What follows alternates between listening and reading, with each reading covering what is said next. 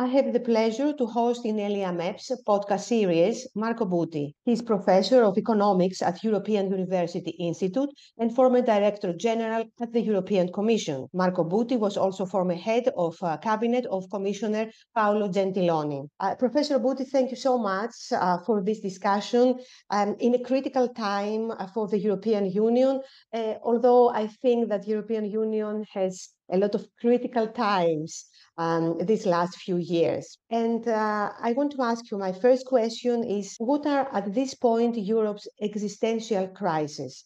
We had COVID, we have the Ukrainian war in the Middle East.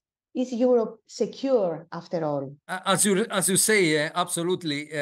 We have not been spared of crisis in the past 20 years. You can actually go before the COVID crisis with the great financial crisis. And we know what happened in Greece in particular at the time. So it is still very fresh in our memory.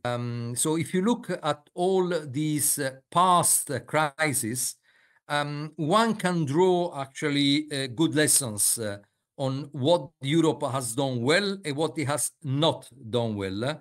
And I think one can draw also lessons for potential future crises. It is clear that if you go back to the post Lehman Brothers crisis, so after 2008, then 2009, 2010, one can be fairly critical of what Europe did at the time. I think what we did, we relied excessively on, let's say, member states' own action. The famous clean before your house as the main indications on how to deal with the crisis. We did not exploit the might that we would have had, together at the time. So too much onus on individual member states, not enough response at the European level. It took the famous whatever it takes of Mario Draghi back in July 2012 to change the perception, the market and investors' perception of the crisis. We dealt with the COVID crisis in a completely different way. Indeed, at the time, realizing the existential nature of the crisis, Europe put forward a much more ambitious plan, which was Next Generation EU, 750 plus billion of community money contributions. We cross very deep red lines, like borrowing, going and borrowing on behalf of the Union on the part of the Commission. So having common debt, this was clearly a very, very important step forward. And I would like to recall it was very much appreciated by the markets at the time, because at the end of the day, when a crisis of existential proportions in this case, hit the European Union, markets are not looking for the clever solution, the technicalities, the financial details. They look at the way we work and decide together. So if there is a perception, as was in the case of COVID, that the Union is ready to take its responsibilities, it has the political maturity to take important and difficult decisions, then the market rewards that. And there were talks at the time in 2020 of an explosion of European Union and fragmentation, market disarray. It did not happen precisely because the market saw that there was a political willingness to act together. So that was dubbed an Hamiltonian moment by someone. Actually, it was the President Chancellor Scholz who dubbed the response of the Union in those terms. So now, if we look at the future, I think we can draw lessons from what we have done also during the energy crisis, during the response of the Union to the war of aggression of Russia. I think if one looks at the future, I would borrow the assessment of Mario Draghi, who presented his report 2 days ago. I don't think we are facing an immediate collapse of the European Union. But if we do not do not make the right choices, what we face is a slow agony. So a progressive loss of influence in the world, reduced growth, a world of diminished expectations. So, which a progressive marginalization of Europe and the world stage. So this, I think, rather than a sudden collapse, is more of a danger. You agree with what Mario Draghi proposes, because he urges EU to unleash subsidies and loosen rules to compete with the US and China. And so you believe that is the right way to go. I mean, as he said some years ago, whatever it takes. It's that what it takes to make Europe competitive enough and to be able to compete with the United States and China. Okay, the whatever it takes were two words. The report is 400 pages plus, so there is a clear difference between the two.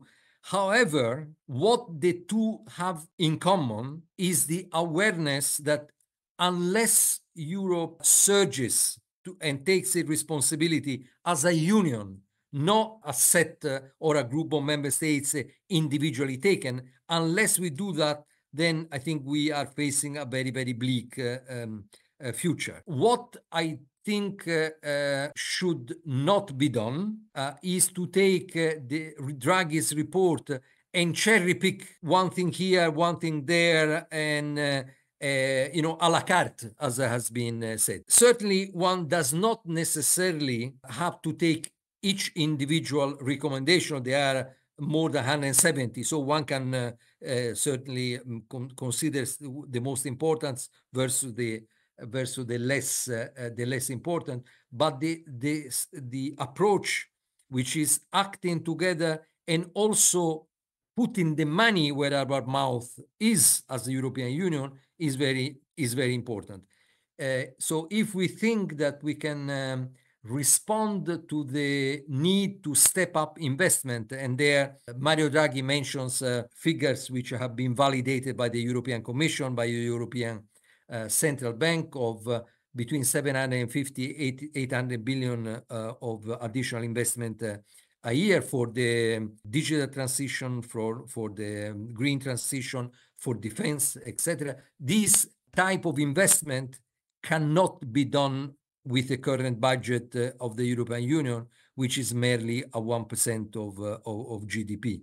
So considering again the need to put together these resources, clearly 800 billion is not only public investment. A large chunk of this is private investment, but it is very clear that the public intervention and public investment is a leverage for the private investment. So the conclusion here is that we are in Europe a giant in terms of producing regulation and legislation, but we are a dwarf in terms of putting the financial means to achieve these objectives. So these the leaders, it is going to be a difficult conversation, but the leader will have to have the courage to put on the table the issue not only of the what to do, but the how in terms of the financial resources that are needed for that. Well, we saw what Joe Biden did for the American businesses, and my question is now, is Europe doing enough? You said no. So is Europe's business model in general sustainable? And my other question, Professor Buti, because I know that you have written about that, European companies and frontier technologies, should they speed up? Are we being left behind also in the Department of Technologies? If I look at the future, try to identify, we talked at the beginning about existential crisis that we have had so far. If one looks at the future, I think there are two major developments which are of geostrategic importance, and they are really fundamental for our future and the future of young generations. Okay, one is precisely the drifting away from the technology frontier. So we are lagging behind the US, we are lagging behind China, and for the catching up on the new technologies, each individual member states, even Germany, even the large member state, Germany, France, are not able to master the amount of resources needed in order to close up this gap individually. So Europe has to deploy its financial might there. And the second existential crisis is on defense. I think it's important that we equip ourselves to defend our borders, to defend ourselves. It's going to be a very difficult and delicate conversation, but as has been said, one cannot rely on the US to put up the resources anymore for us to be protected. And I think I say this independently really of whom is going to be elected next November president of the United States. It would be a huge mistake to think that if Kamala Harris is then the next president, we can relax and go back to the business as usual. I think that would be a very, very big mistake. So technology gap on the one hand and defense gap on the other hand, I think are the two gaps that we need to fill. Now, how to go about this? You mentioned Joe Biden and the subsidies. I think we can learn, we have learned from that. I think there is one conclusion is very clear. And again, it is Europe versus individual member states. Our most precious economic asset is the single market. There was a report by Ricoletta published back in April, 30 years after the formal accomplishment of the single market, we see that in a number of sectors, we are still not there. So valorizing our markets, not undermining it, is key. Now, should we go for state aid loosening, and letting member states go on their own to subsidize their companies, that would destroy the single market. I mean, countries have deeper pockets than others, and there would be a clear discrimination of companies based on their location. I think that would be a huge mistake, and we would go in reverse instead of valorizing the single market. So I think that is not something that one should do. And I mean, the simple number here is that between 3/4 and 80% of the state aid to enterprises over the past 2 to 3 years have been spent in Germany and France. So, and 20% on all the other countries taken together. So it is clear that we cannot sustain a single market which provides a level playing field and as a factor of dynamism by going individually on state aid. I think that would be a big mistake. We had to valorize what we can do at the European level. For instance, I just give an example that I think should be taken as a good example and to reform the way we do business in Europe. And it is the program that is called the Important Project of Common European Interest, IPCEI. So these are projects, and the most relevant one is in electric batteries, which have, let's say, a treatment which is more lenient, more favorable from the competition viewpoint.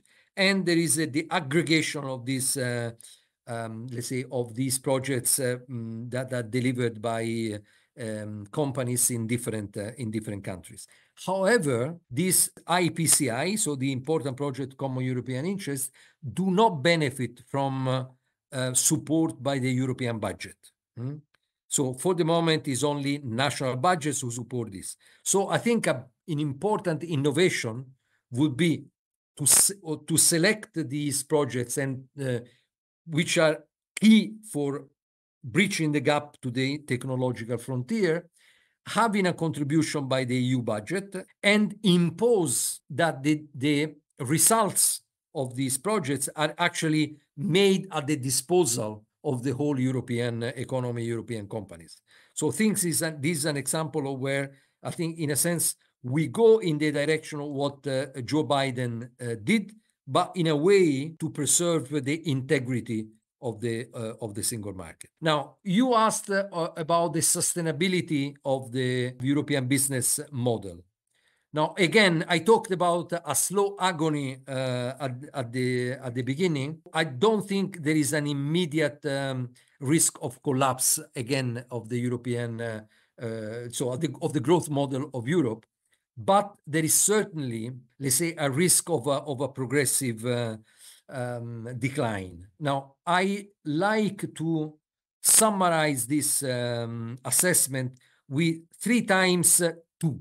The first 2 is on the technology frontier. I mean, if one looks at the 10 most important shaping technologies for the future, out of 10, Europe is well positioned only on 2. So next generation materials, clean manufacturing, but on all the others, think about artificial intelligence, we are badly lagging behind vis-a-vis the US and China. So this is the first 2. The second 2 is on demography. Here, if you look at the past 10 years, so I'm not projecting the future, in the far future, the past 10 years, average, actually the mean average of the so the median age has increased by 2 years, actually a little bit more than 2 years.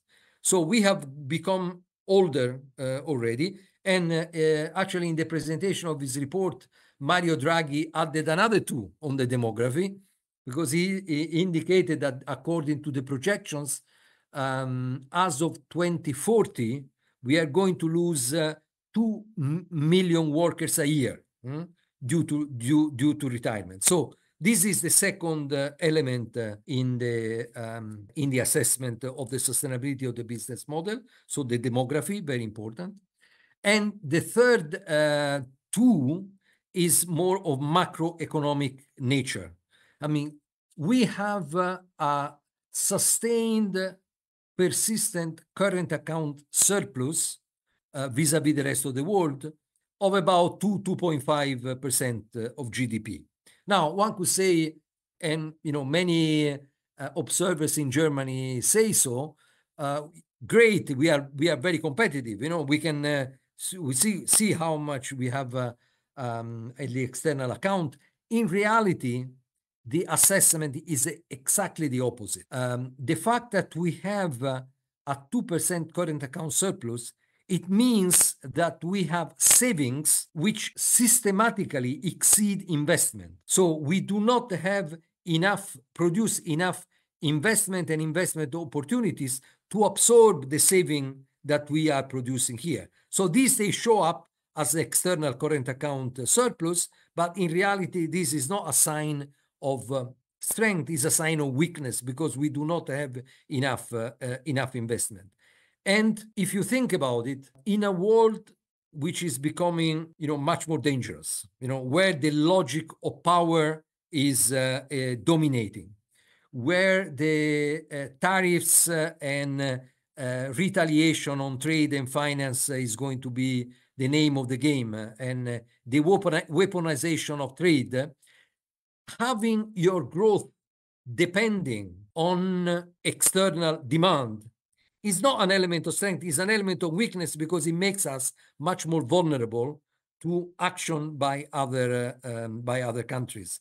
I'm looking at what Donald Trump has announced in terms of tariffs. So we will need to address these issues. So we have an issue of technology, we have an issue of demography, and we have an issue of, let's say, macroeconomic balance that has to be achieved.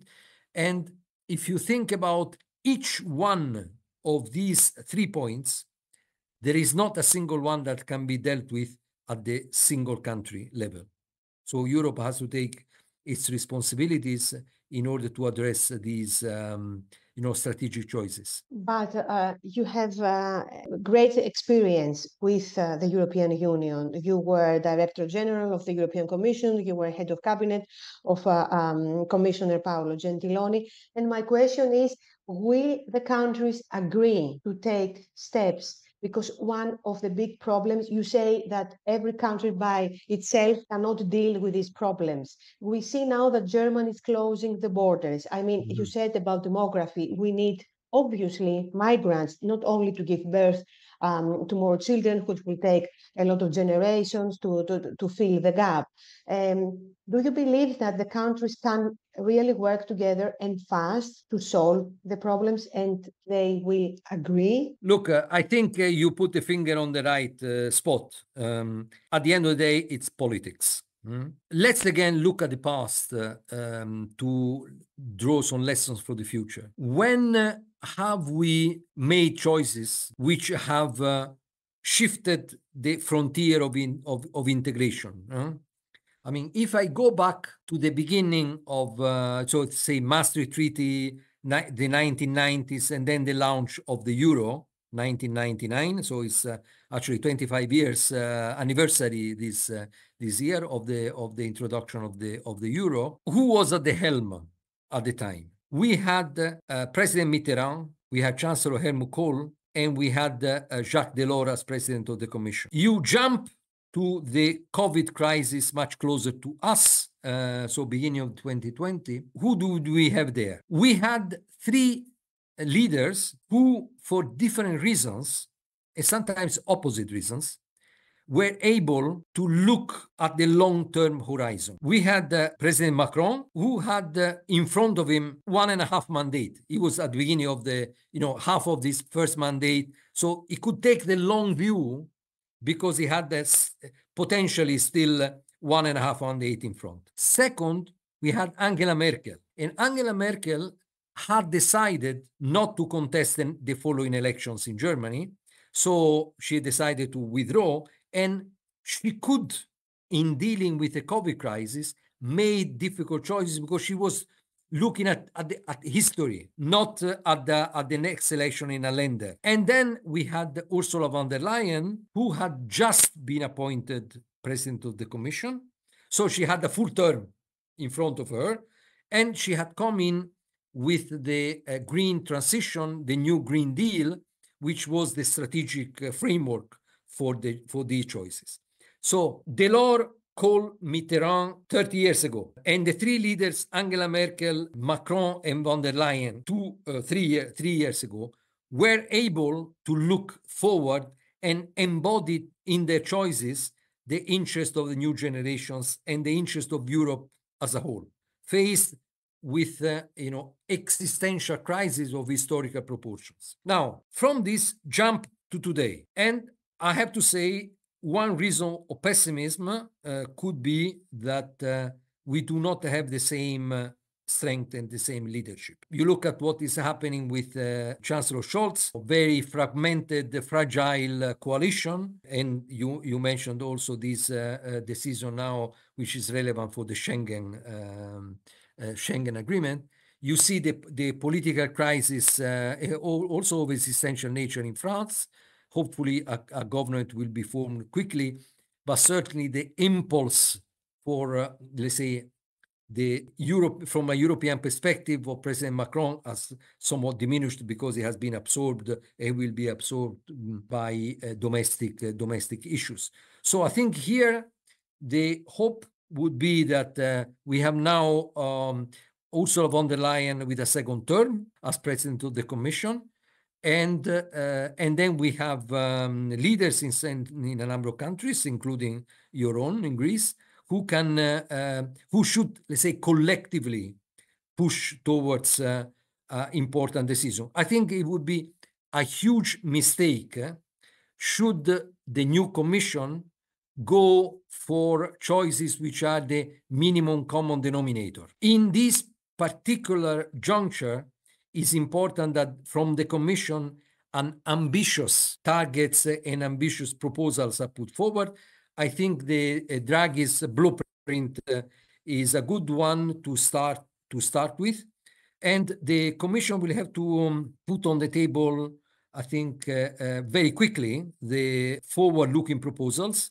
I mean, they have, by legislation, to put on the table proposals on the new multi-year budget, which is post-2027. But very importantly, the Commission will have to come forward by June 25. So 6 months into the life of the new College of Commissioners, with proposals for the post-2027.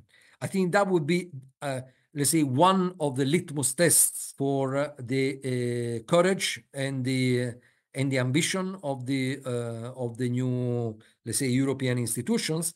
And I would really hope that when in October, so in the coming weeks, we will have the hearings of the new commissioners before the European Parliament, that the European Parliament and MEPs take the responsibilities and push the commissioners to extract their real preferences and to make commitments which are à la hauteur of Europe's challenges and needs. Professor Buti, thank you so much for this discussion. You explained to us with a very clear way the great picture that we are in the European Union, in Europe.